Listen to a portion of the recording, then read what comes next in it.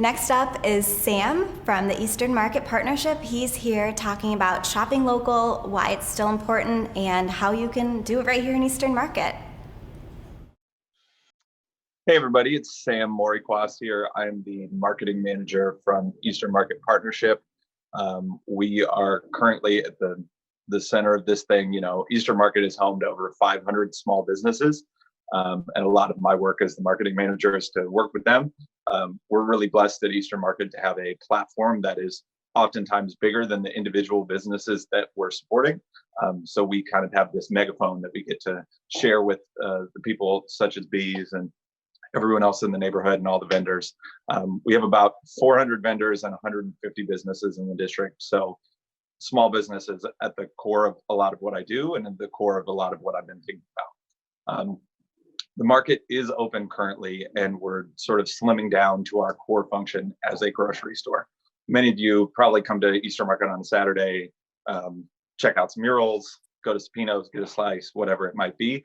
But at our core function, we're providing food and necessities to the community.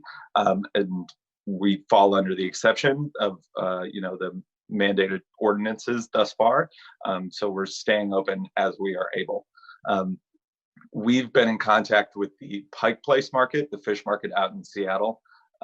They were hit with all of this stuff a couple weeks early. They have over 1,000 cases in Washington now. They were one of the first places in the U.S. impacted. So they're kind of ahead of where we're going to be, it seems. They've reported all their businesses are 50 to 60% down. All their restaurants are about 80 to 90% down.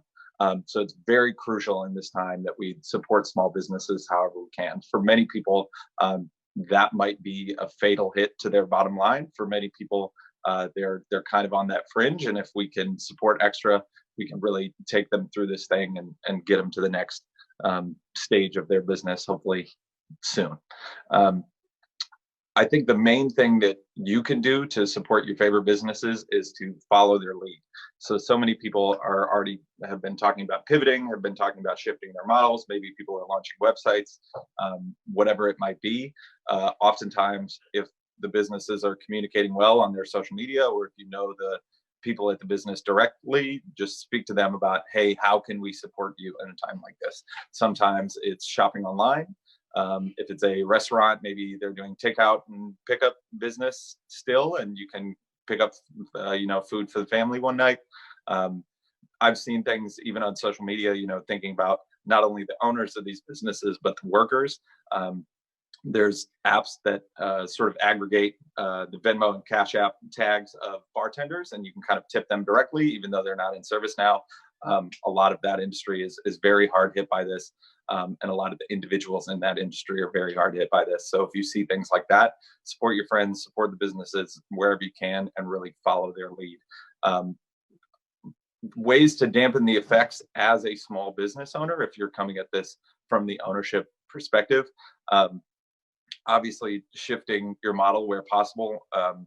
Two businesses that we have in the market that have kind of been doing this. One is Michigan Farm to Freezer, which is up on Mack Avenue.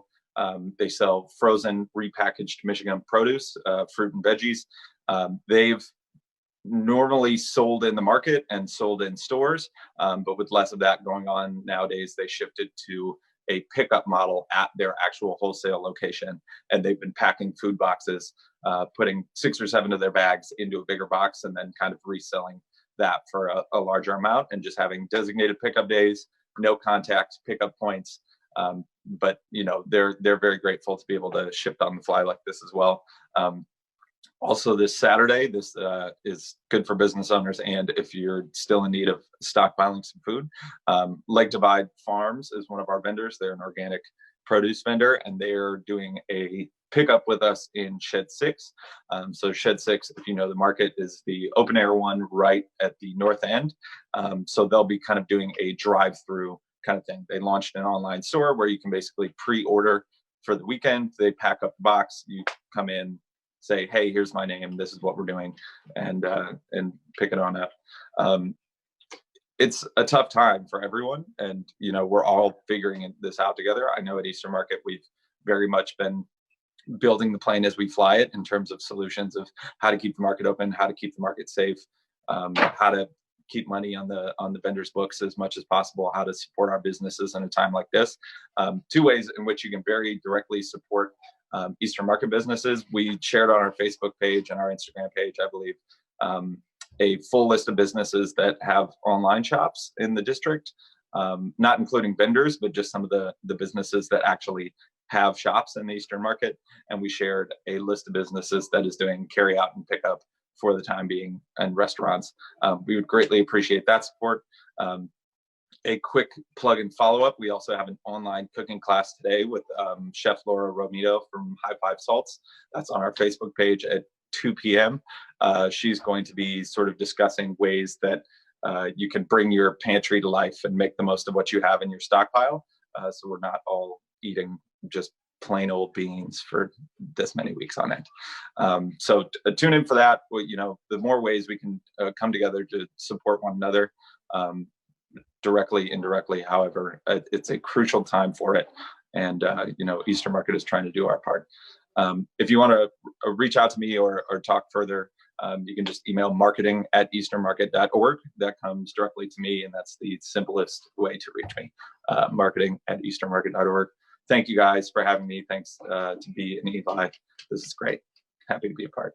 Thank you so much, Sam. You had a lot of really great examples of creative marketing. I love what Michigan Farm to Freezer is doing. I love the online cooking class. I mean, it just shows that we're all working together. We're all utilizing some creative marketing, and it's a perfect time to shop local.